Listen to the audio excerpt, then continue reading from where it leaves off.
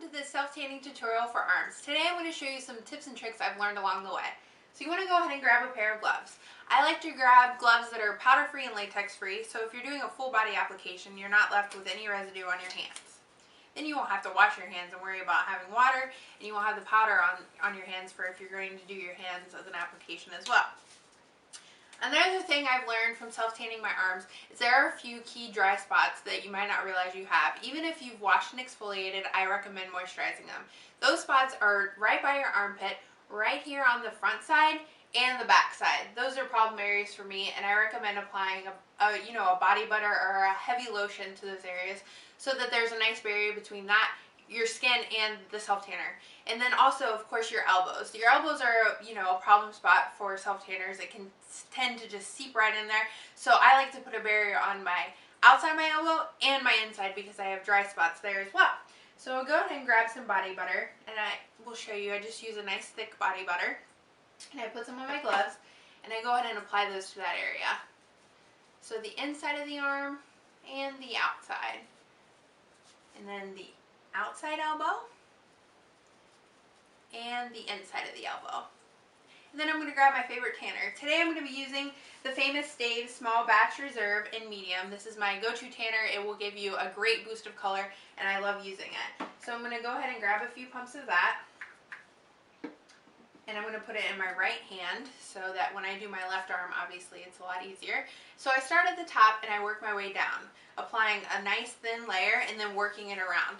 And I like to work it around with my fingers nice and tightly closed. And I gently still go over the elbow area. I don't disperse a lot of lotion into that area. So I go in big circular motions so the lotion soaks in. And then I start to work onto the inside of the arm. Typically the inside of the arm isn't as tan as the outside, but it's your preference. I mean, if you wanted to add another pump to that side, that's perfectly fine, and I'll be doing the same as well. Then I like to go over it with my palm to make sure that I have no streaking, especially if I'm not using a mitt. But I'll show you how I would use a mitt if I were to apply with one. So that's how I would apply it with my hands alone, is to use the palm of my hand so that there's a big surface so there's no streaking. But if I have my mitt on hand, which typically I do and I highly recommend them, I would pump the product right into the mitt, as you can see, and then I'm going to slip my hand in and I'm going to use it on the inside of my arm. So I'm going to move over here and just go in circular motions and apply the lotion that way.